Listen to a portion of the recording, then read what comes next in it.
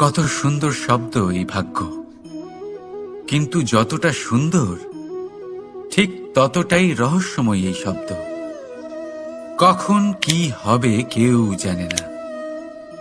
লোকে বলে যে ভাগ্যে যা লেখা আছে তার চেয়ে বেশি কিছুই পাওয়া যায় না, তার চেয়ে কমও কিছুই পাওয়া যায় না। নিয়তির যা রচনা তা কখনো মোছা যায় না। কিন্তু কেউ এইটা বোঝে না যে নিয়তি আপনার কর্মের দ্বারা বদলায়। যদি আপনি শুভ চিন্তা করেন, শুভ কর্ম করেন, তাহলে নিয়তি আপনার সাথে খারাপ কিছু হতেই দেবে না। কখনো আকাশে পাখিদের দেখুন, তারা কখনো ভাগ্যের উপর নির্ভরশীল হয় না। যতই ঝড় আসুক, যতই তীব্র হাওয়া দিক, ঘুরতে থাকে, একটা জিনিস জড়ো করে নিজের সৌভাগ্য, নিজের বাসা নিজেই তৈরি করে। নিজের সন্তানের জন্ম দেয়, তাকে লালন পালন করে, নিজেই তাকে উড়তে শেখায়, কখনোই ভাগ্যের উপরে নির্ভরশীল হয় না সে। এই বিষয়টা আমাদেরও শিখতে হবে। তাই মনে রাখবেন, আপনার ভাগ্য নিয়তির লিখন নয়। আপনার ভাগ্য তাই যেটা আপনি দিনের পর দিন আপনি নিজেই লেখেন। কিছু নিজে পরিশ্রম করে, কিছু নিজের ভাবনার জোরে। রাধা রাধা। মানুষের স্বভাব হলো যে সে সবসময় নিজে বলতে চায়, কারুর কথা শুনতে চায় না। কিন্তু তার এই স্বভাব তাকে এক বিশাল বড় জ্ঞানের থেকে দূরে সরিয়ে রাখে, সামনের মানুষের ব্যক্তিত্বের জ্ঞানের থেকে দূরে।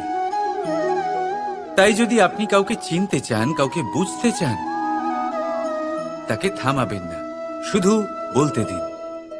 কারণ একজন ব্যক্তির ব্যক্তিত্ব লুকিয়ে থাকে তার কথার মধ্যে, আর তার আসল পরিচয় লুকিয়ে থাকে তার শব্দের পেছনে।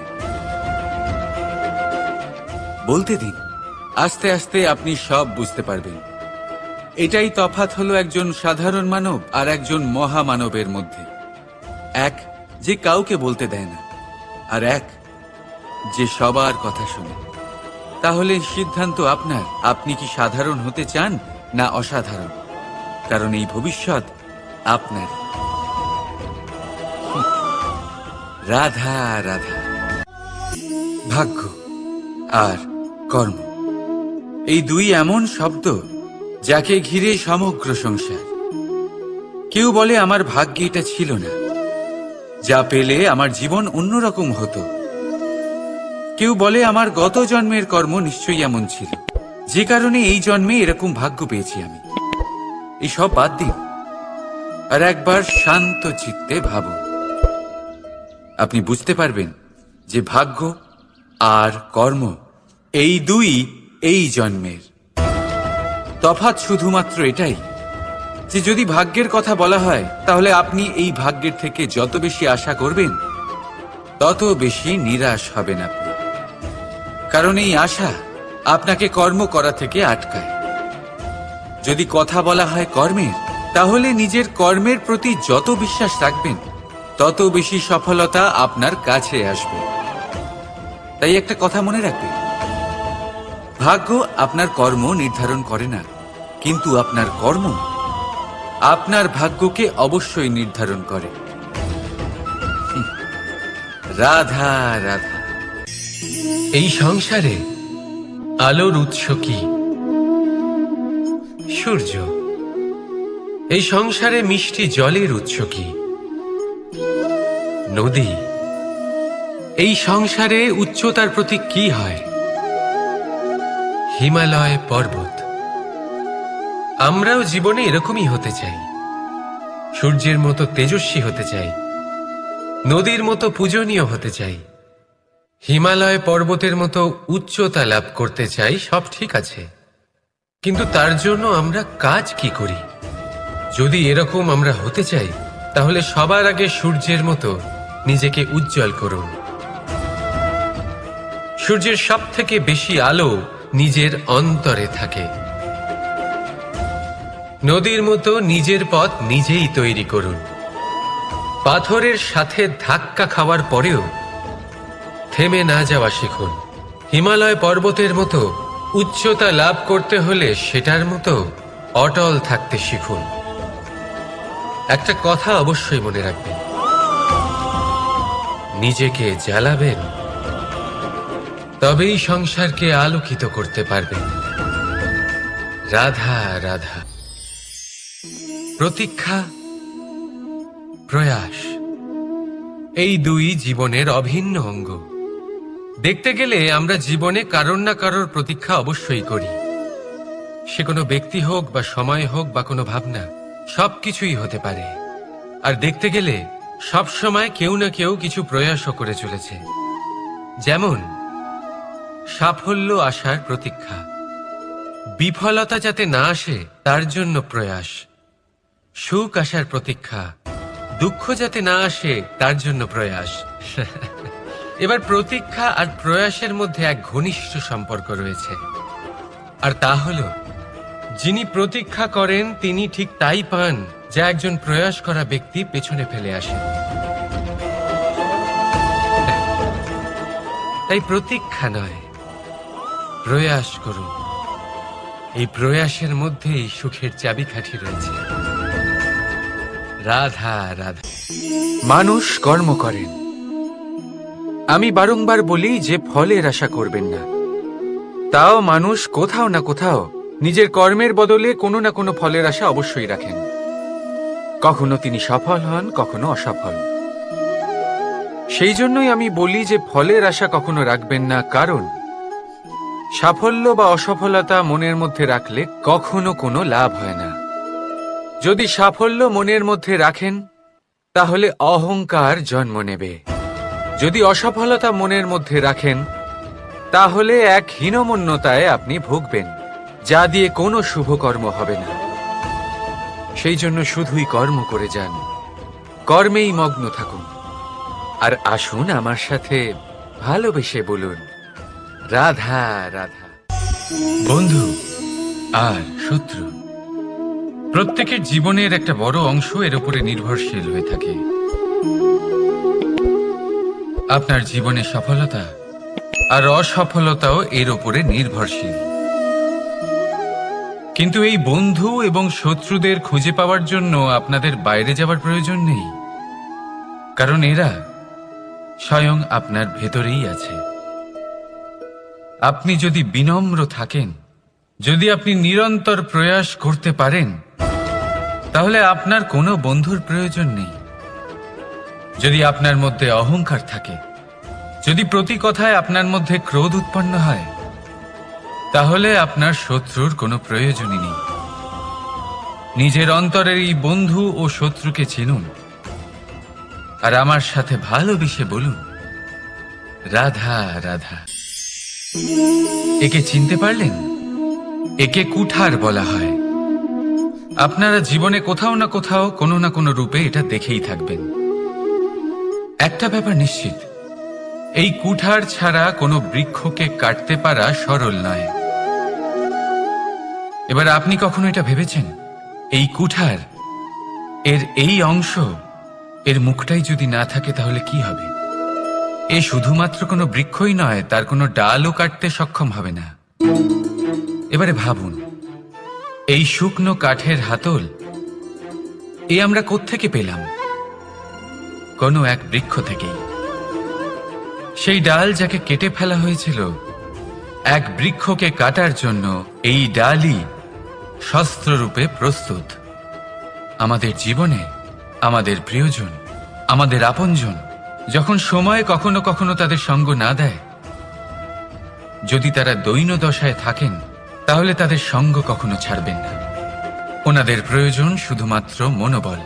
তা তাদের দিন, তাদের সাহায্য করা আপনার কর্তব্য। হয়তো তাদের সাথে থেকে আপনার কোনো লাভ হবে না, কিন্তু তাদের দূরে থাকাতে আপনার ক্ষতি অবশ্যই হতে পারে। সর্বদা সাহায্য করুন, সঠিক সময় আসলে তা আপনার সহায়ক অবশ্যই হবে। রাধা রাধা। আমাদের মধ্যে বেশিরভাগ মানুষেরই এই অভিযোগ থাকে যে মানুষ তখনই আমাদের স্মরণ করেন যখন সেই সময় আসে যখন আমাদেরকে প্রয়োজন হয়, যখন কোনো কাজ থাকে। যখনই এই সময় পেরিয়ে যায়, তাদের কার্যসিদ্ধি হয়ে যায়, তারা আমাদের থেকে দূরে চলে যান, ভুলে যান আমাদের। এবার এই বিষয়ে ভেবে খারাপ অবশ্যই লাগে। এই পরিস্থিতিকেই অন্য এক দৃষ্টিভঙ্গি দিয়ে দেখার চেষ্টা করুন। মনে রাখবেন, মানুষ প্রদীপের সন্ধান তখনই করেন যখন তার জীবনে অন্ধকার থাকে। আপনি প্রসন্ন হয়ে উঠুন, কারণ আপনার কাছে সেই সুযোগ আছে যে কারোর জীবনে প্রকাশের কিরণ আনতে পারছেন, কাউকে সঠিক পথ দেখাতে পারছেন, কারোর সহযোগিতা করতে পারছেন, এই পুণ্য অর্জন করতে পারছেন। কারোর থেকে কোনো আশা রাখার দরকার নেই। যার আপনাকে যতটা প্রয়োজন তাকে ততটাই সাহায্য করুন, ততটাই সবাইকে প্রেম বিতরণ করুন। আর এই প্রেমের ভাব নিয়েই আমার সাথে বলুন, রাধা রাধা। এটা সেই নৌকার প্রতিরূপ যা আমাদের নদী পার করায়। এবার বিষয়টা একটু ভেবে দেখুন। সেই বিশাল নৌকা যা আমাদের নদী পার করায়, সেটার নির্মাণ নদীতে নয়, ডাঙায় হয়। আর যদি আমরা এটাকে নদী অবধি পৌঁছতে চাই, তাহলে আমাদের দরকার পড়ে কোনো গরুর গাড়ির অথবা ঘোড়ার গাড়ির। তার সাহায্যে একে বহন করা হয়। এবার পথে যদি কোনো জলধারা আসে, কোনো নদী আসে, আর সেটাকে পার করতে হয়, তাহলে তখন সেই নৌকার ওপরে গাড়ি রাখা হয়, তারপর তাকে পার করা হয়। অর্থাৎ এই যাত্রা দুজনের সংযোগ ছাড়া সম্পূর্ণ হতেই পারবে না।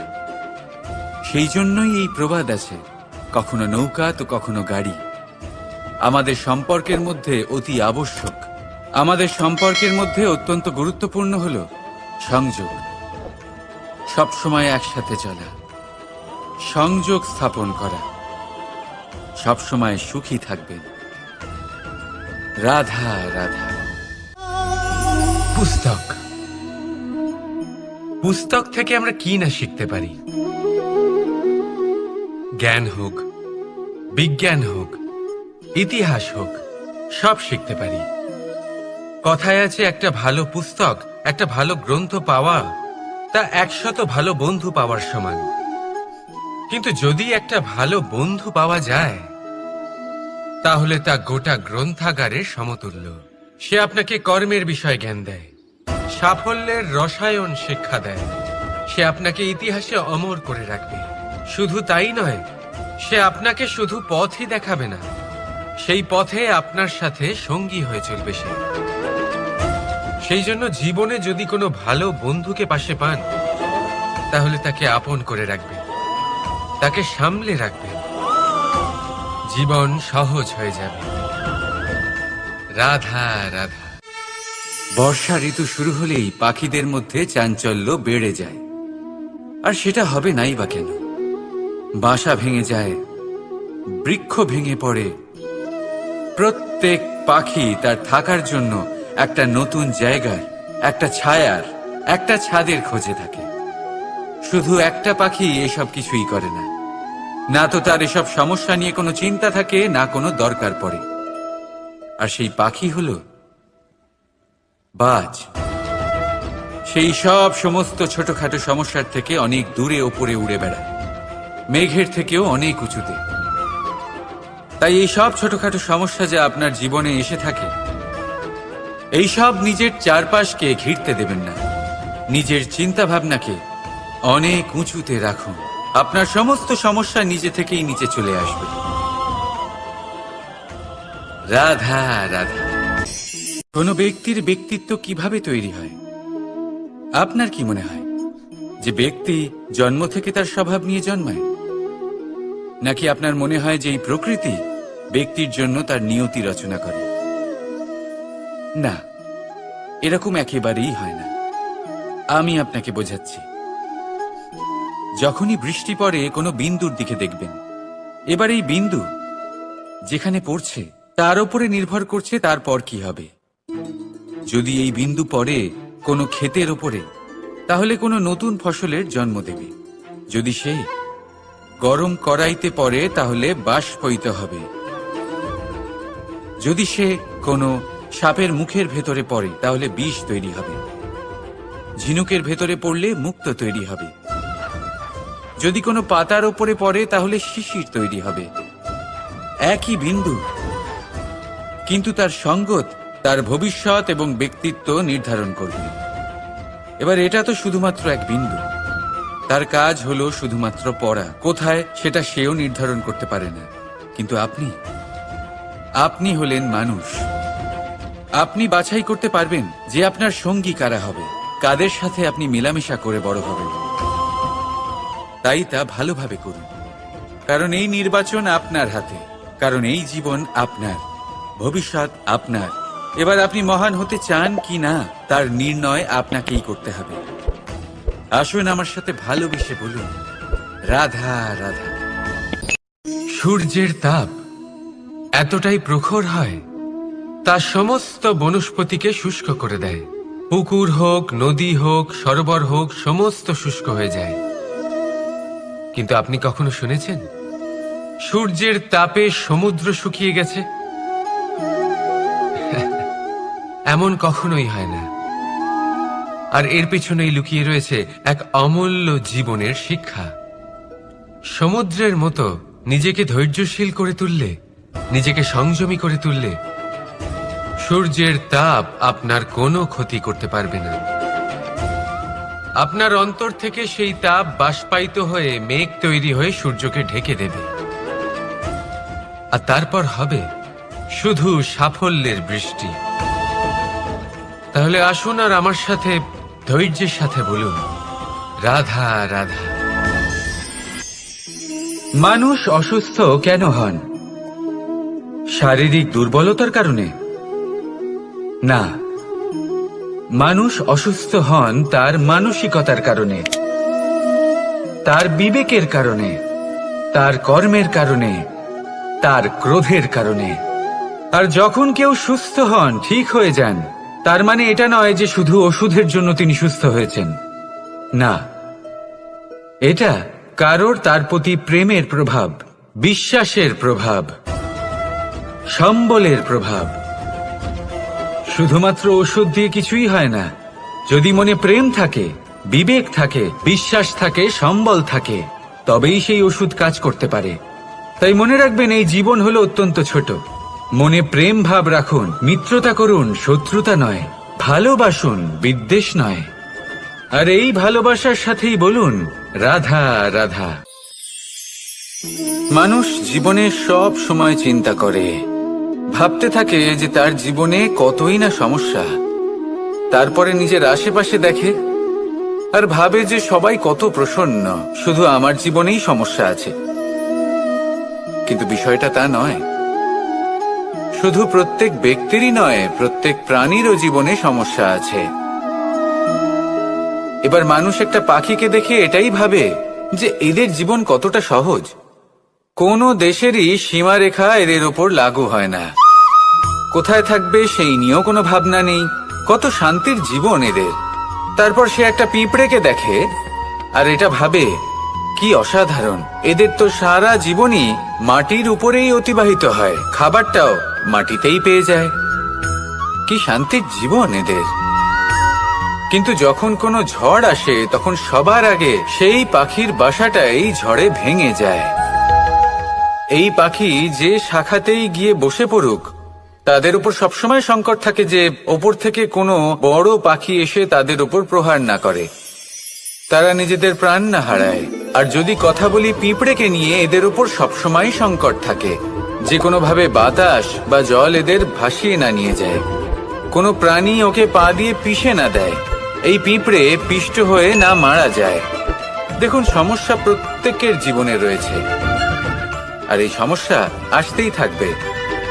এর অর্থ এটা নয় যে এই সমস্যার সম্মুখীন হওয়া যায় না, এর সমাধানও সম্ভব নয়। প্রত্যেক সমস্যার সমাধান অবশ্যই আছে, শুধু শান্ত মনে সেটা খুঁজে বের করতে হবে। তাহলে সেটাই করুন, প্রত্যেক সমস্যার সমাধান করতে থাকুন। যত সমাধান করবেন জীবন আনন্দময় হয়ে উঠবে। যদি সমাধান না করেন তাহলে আজীবন দুঃখই পেতে থাকবেন। আসুন আমার সাথে ভালোবেসে বলুন, রাধা রাধা। কর্ম, ধর্ম আর কর্তব্য, এই তিনটি একে অপরের সাথে জড়িত। আর অনেক সময় এই তিনটি পালন করতে করতে আমাদের সেই ব্যক্তির সামনে গিয়ে দাঁড়াতে হয়, তার বিরুদ্ধেই যেতে হয় যাকে আমরা সব থেকে বেশি ভালোবাসি। কিন্তু সেইখানে এই যুদ্ধ কোনো ব্যক্তিগত যুদ্ধ থাকে না, এ হলো কর্ম, ধর্ম আর কর্তব্যের যুদ্ধ। এটা সরল নয়, অত্যন্ত কঠিন হয় তার সম্মুখীন হওয়া যাকে আমরা সব থেকে বেশি সম্মান করি। কিন্তু আমাদের তো আমাদের ধর্মের পথে চলতেই হবে, কারণ আমরা কর্মবদ্ধ, কর্তব্যবদ্ধ, আর এটাই করা উচিত। শুধু এটুকু মনে রাখবেন, যদি আপনার উদ্দেশ্য শুভ হয়, আপনার ভাবনা শুভ হয়, আপনি যদি কর্ম, ধর্ম আর কর্তব্যের পথে অগ্রসর হন, তাহলে এই প্রক্রিয়াতে যদি আপনাকে আপনার আরাধ্যেরও সামনে দাঁড়াতে হয়, তাহলেও আপনার কোনো ক্ষতি হবে না। তাহলে আসুন আর আমার সাথে ভালোবেসে বলুন, রাধা রাধা। সাথী, সাথী এই শব্দটির ব্যাখ্যা কে কিভাবে করে? মিত্র, সখা, বন্ধু। কিন্তু অর্থ একটাই, তিনি যিনি আপনার সঙ্গী হন আর তিনি যার সাথী আপনি হন। এবার সব থেকে বড় প্রশ্ন হলো এটাই যে তিনি কে হতে পারেন যাকে আপনি আপনার সাথী বলে মেনে নিতে পারেন, নিজের সখা, নিজের মিত্র, নিজের বন্ধু মেনে নিতে পারেন। আপনার সাথী হলেন তিনি যিনি দুঃখের সময় আপনার পাশে থাকবেন, আপনার হাত ধরে থাকবেন। আপনার সাথী হলেন তিনি যার হাত আপনি নিজের সুখের দিনে ধরে থাকবেন। সেই সাথীরই হাত ধরুন যিনি দুঃখে সবসময় আপনাকে সাহায্য করার জন্য তৎপর হয়ে থাকেন, আপনার পাশে থাকেন, আর যাকে সুখের দিনে আপনি আপনার সাথে রাখতে পারেন। আর যখন আপনার সাথে আপনার এই সাথী থাকবে, তখন আপনি এটা বুঝবেন যে যখন জীবনে দুঃখ আসে, তখন এই দুঃখ কমে যায়, সবার মধ্যে ভাগ হয়ে যায়। আর যদি তখন সুখ আসে, তাহলে সেটা সবার উপস্থিতিতে আরো বেড়ে যায়। এটাই হলো প্রেম, এটাই হলো ভালোবাসা, এটাই হলো সঙ্গ, যেমন সম্পর্ক আমার আর রাধার মাঝে। তাহলে আসুন আর আমার সাথে ভালোবেসে বলুন, রাধা রাধা। মানুষ এক অত্যন্ত বিচিত্র প্রাণী, পরিকল্পনা করে, ষড়যন্ত্র করে, প্রচেষ্টা করে, কাউকে পরাজিত করার চেষ্টাও করে। সাপকে একটা দড়ি মনে করে হাতে চেপে ধরার চেষ্টা করে, কিন্তু একটা কথা বুঝতেই পারে না, সময়ের এই সাপ, এটা হাতে চেপে ধরাই যায় না। আর আপনি যা করবেন তা আবার ফিরে আসবে আপনারই সামনে। দেখুন, এতে কিছুই যায় আসে না যে আপনি কুম্ভকারের পুত্র নাকি কৃষ্ণের পুত্র। যদি আপনি অনুচিত কর্ম করেন, তাহলে আপনার সাথেও অনুচিতই হবে। অশুভ কর্ম করলে আপনার সাথেও অশুভই হবে। কুরু বংশ অত্যন্ত মহান বংশ ছিল। এই কুরু বংশ কি হলো তার সাথে? একটা গোটা বংশ বয়ে গেল, কারণ ওনাদের উদ্দেশ্য অশুভ ছিল।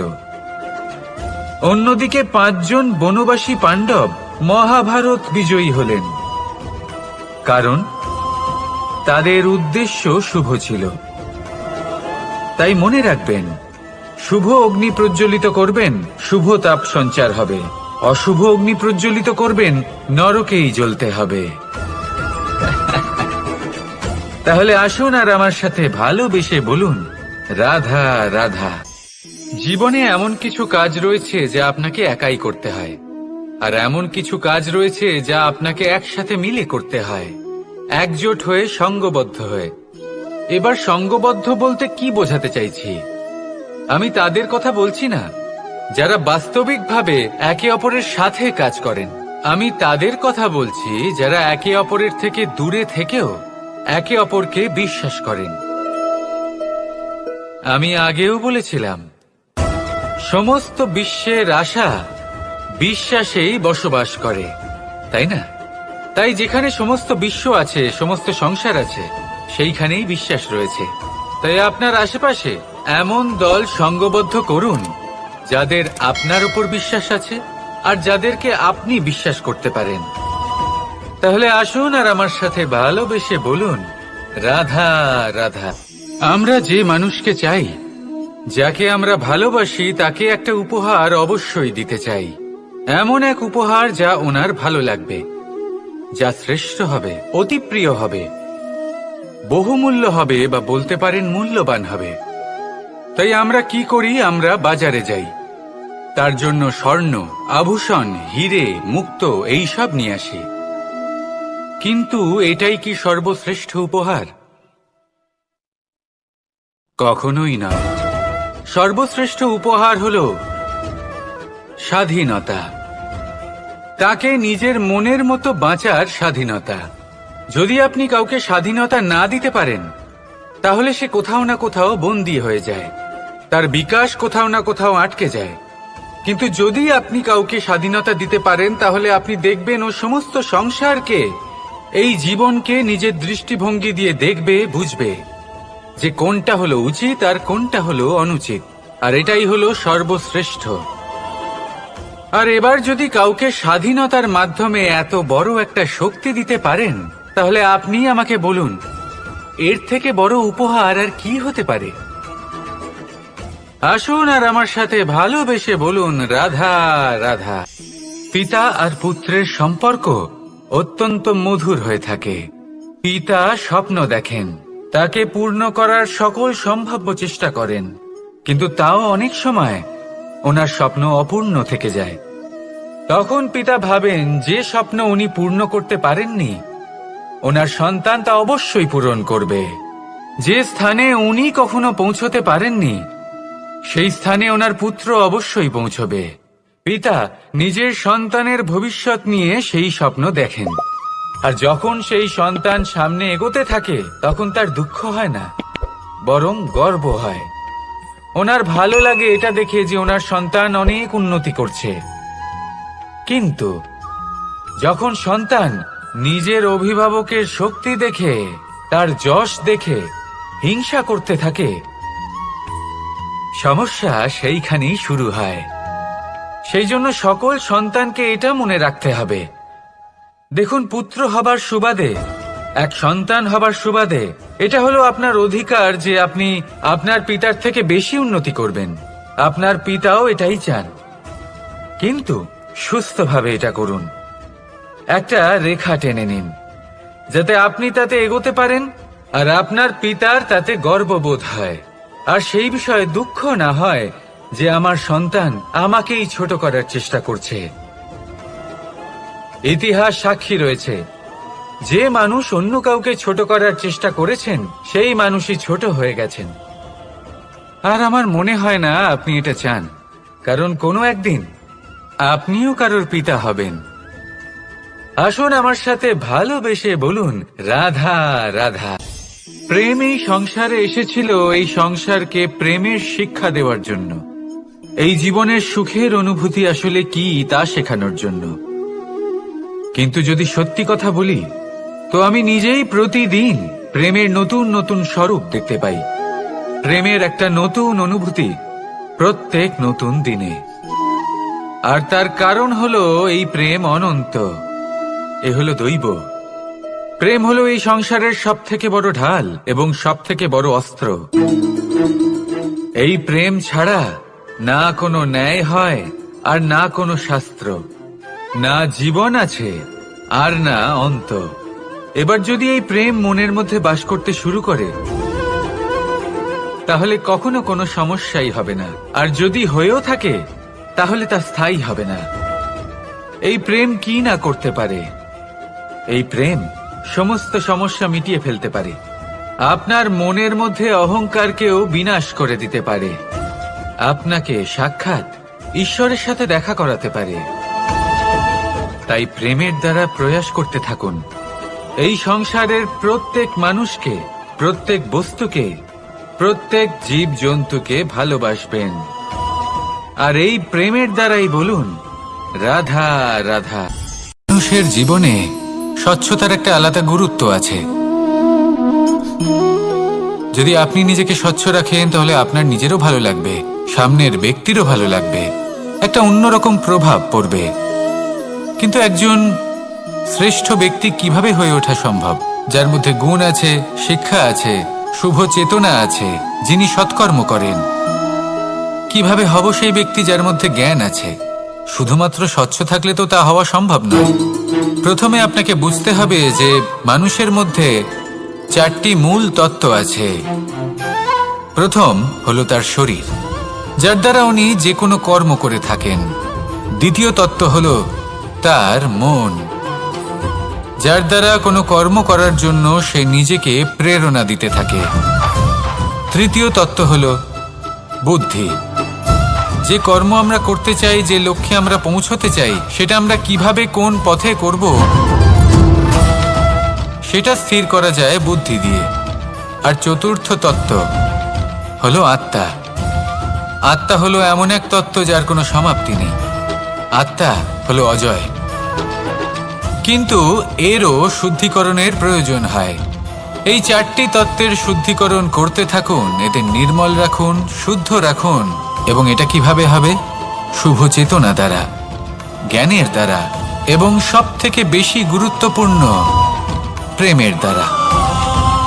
আসুন আমার সাথে ভালোবেসে বলুন, রাধা রাধা। মানুষ তার জীবনে শিক্ষা এবং প্রেম এই দুই লাভ করে তার মাতা, পিতা এবং গুরুর কাছ থেকে। কিন্তু মানুষ সবথেকে বেশি ভালোবাসে নিজের মাতাকে, কারণ মাতা খুব নির্মল চিত্তে ভালোবাসে, শান্ত মনে আমাদের অন্তরে শক্তির সঞ্চার করে থাকেন, আমাদের উৎসাহ দেন, বলশালী করে তোলেন। ব্যাপারটা কিন্তু এমন নয় যে আমরা নিজেদের বাবা বা গুরুকে ভালোবাসি না, তাদেরকেও আমরা অত্যন্ত ভালোবাসি। শুধু ওনাদের কঠোর ব্যবহার দেখলে আমরা একটু ভয় পেয়ে যাই। এবার ওনাদের এই কঠোর ব্যবহার আমাদের ভালো না লাগলেও অত্যন্ত আবশ্যক, কারণ মাতার থেকে আমরা যে শক্তি লাভ করি তা যেন নিয়ন্ত্রণ হারিয়ে বিধ্বংসী না হয়ে ওঠে। আমরা যেন কোনো কুপথে না চলে যাই, আমরা কখনো যেন দোষ না করে ফেলি। শুধু সেই জন্য পিতা এবং গুরু একটু কঠোর হয়ে ওঠেন, এবং ওনাদের এই কঠোর আচরণ ভবিষ্যতে গিয়ে আমরা অবশ্যই বুঝতে পারি। জীবনে কিছু বছর আমরা এগিয়ে যাই আর তারপর আমরা বুঝতে পারি যে বাবা এবং গুরু আমাদের যথেষ্ট ভালোবাসতেন, কিন্তু ওনাদের ভালোবাসার বহিঃপ্রকাশ আলাদা। প্রয়োজনীয় হলো এটা দেখার, এটা বোঝার যে শুরু থেকে আমাদের প্রতি ওনাদের আচরণ কেমন ছিল। ওনাদের কঠোর হওয়ার পেছনে ওনাদের ভালোবাসাটা বোঝার চেষ্টা করুন, ওনাদের চিন্তাটা বোঝার চেষ্টা করুন, ওনাদের পথপ্রদর্শনের আড়ালে আপনার ভবিষ্যতের জন্য যে পরিকল্পনা ওনারা করেছেন সেটা বোঝার চেষ্টা করুন। তখন আপনারা বুঝতে পারবেন ওনাদের ভালোবাসাকে। আপনার মনের মধ্যে আপনা থেকেই ওনাদের প্রতি সম্মান জেগে উঠবে। নিজের পিতা এবং নিজের গুরু এই দুজনের প্রতি কৃতজ্ঞতা প্রকাশ করুন আর আমার সাথে ভালোবেসে বলুন, রাধা রাধা। জীবন কিসের উপর নির্ভরশীল? ধনের ওপর, বৈভবের ওপর, নিঃশ্বাসের ওপর? না, এই জীবন নির্ভরশীল বিশ্বাসের ওপর। বিশ্বাস নিজের ওপর, বিশ্বাস আমাদের আপনজনের ওপর।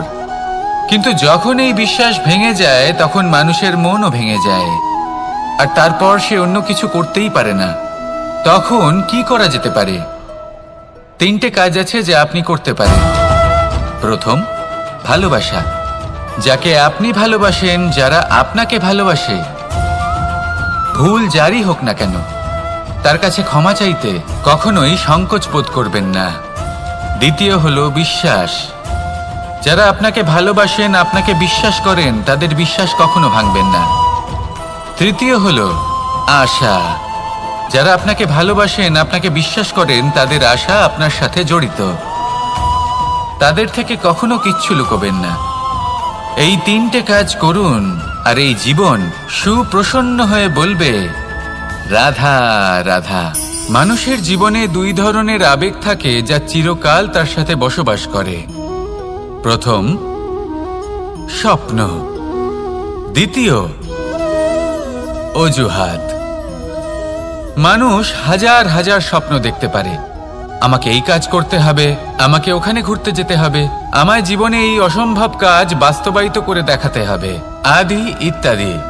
এবার ঠিক যেমন স্বপ্ন দেখেন সেইভাবে অজুহাতও খুঁজে নিয়ে আসেন। আমি এই স্বপ্ন পূরণ করতে পারলাম না, কারণ আমাকে কেউ সাহায্যই করল না, কারণ আমি দুর্বল হয়ে পড়েছিলাম, কারণ আমার কাছে সময়ই ছিল না, আদি ইত্যাদি। এবার সাফল্য এবং অসফলতার মাঝখানে এই ধরনের সংঘর্ষ হতে থাকে। সাফল্য তখন লাভ করা সম্ভব যখন আপনার স্বপ্ন আপনার অজুহাতের থেকে অনেক বড় হয়, আর অসফলতা তখন পাবেন যখন আপনার অজুহাত আপনার স্বপ্নের থেকে অনেক বড় হয়।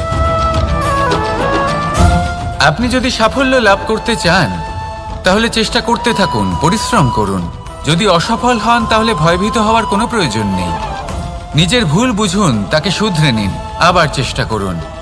কিন্তু যদি নিজের জীবনে অজুহাত নিয়ে আসেন তখন স্বপ্ন কখনো পূরণ হবে না। আসুন আমার সাথে ভালোবেসে বলুন, রাধা রাধা। ভয়ের সাথে আমরা সবাই পরিচিত, কষ্টও আমরা সবাই পেয়েছি। কখনো কখনো আমরা অসুস্থ হয়ে পড়ি, আর এমন সময় হলে মাতার মমতা, কখনো বাবার স্নেহ, কখনো বন্ধুদের পাশে থাকার অনুভূতি আমাদের রোগ নিরাময়ে সাহায্য করে। কখনো যদি আমরা নিরাশ হয়ে পড়ি, তখন যদি আমাদের কোনো আপনজন আমাদের দুটো ভালো কথা বলে, তখন আমাদের মনোবল বেড়ে যায়। ঠিক তেমন সংসারের এই রঙ্গমঞ্চে যদি আপনি পীড়িত অনুভব করেন, কিছু শুভ কথা আলোচনা করুন, কিছু স্তুতি গান করুন, কিছু মুহূর্তের জন্য হলেও নিজের ইষ্টদেবের কথা স্মরণ করুন আর প্রার্থনা করুন। সাহস বাড়বে, শক্তিও বৃদ্ধি পাবে এবং সামনে এগিয়ে চলার পথও দেখতে পাবেন। তখন এই মন প্রসন্ন হয়ে বলবে, রাধা রাধা। কখনো কখনো অন্ধকারের সাথে লড়াই করার জন্য আমরা প্রদীপ জ্বালাই। এতে প্রথমে সলতে রাখি, তারপর তেল ঢালি, তারপর আগুন জেলে এটা প্রজ্বলিত করি। তারপর একটা সময় আসে যখন এই প্রদীপ নিভে যায়। কারণটা কি? কারণ কি এটা যে প্রদীপের প্রকাশমান হওয়ার ক্ষমতা সমাপ্ত হয়েছে?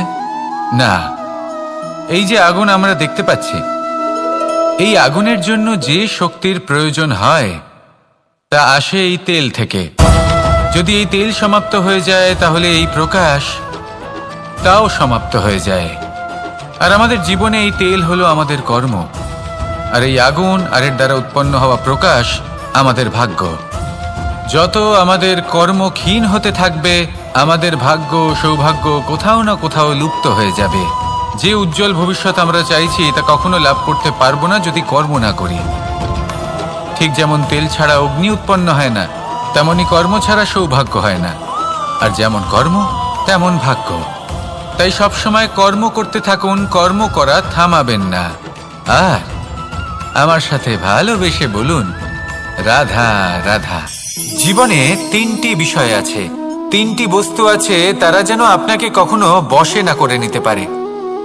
প্রথম হলো ধন। ধন যতক্ষণ আপনি ব্যবহার করতে থাকেন, যতক্ষণ তা আপনার কাজে আসছে, ততক্ষণ ঠিক আছে, এই ধন আপনার কাছে অমৃত। কিন্তু যখন এই ধন আপনাকে ব্যবহার করতে শুরু করে, বুঝে যাবেন যে আপনার পতনের সময় শুরু হয়েছে।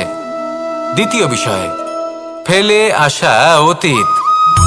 যাই করুন, আপনি অতীত পাল্টাতে পারবেন না, আর এই সত্যিটা আপনিও জানেন।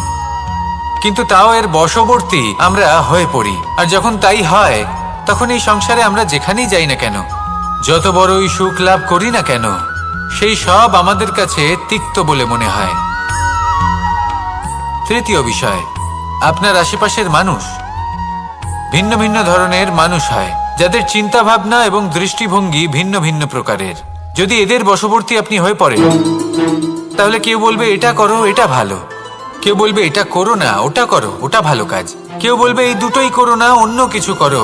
এই কথাগুলিতে আপনি এতটাই জড়িয়ে পড়বেন যে আপনি লক্ষ্যভ্রষ্ট হয়ে পড়বেন। তাই এই তিন বিষয় থেকে সাবধানে থাকবেন। যদি কোনো কিছু বশ করতে হয়, তাহলে আপনাকে বশ করতে হবে আপনার আজকে, নিজের বর্তমানকে। এটা খুব প্রয়োজনীয়। এটা ভাববেন যে এই সময়ের সদ্ব্যবহার আমি কিভাবে করব, সময়কে শাসন কিভাবে করব, ওই কর্ম কিভাবে করব যাতে ভবিষ্যতে কখনো আমার আফসোস না হয়, বরং এই সংসার আমাকে নিয়ে গর্ব করবে, সেই কর্ম করুন। আর যখন আপনি এটা শিখে নেবেন, তখন আপনি নিজেই নিজেকে প্রকৃত অর্থে ভাগ্যশালী করে তুলবেন। আসুন আমার সাথে ভালোবেসে বলুন, রাধা রাধা।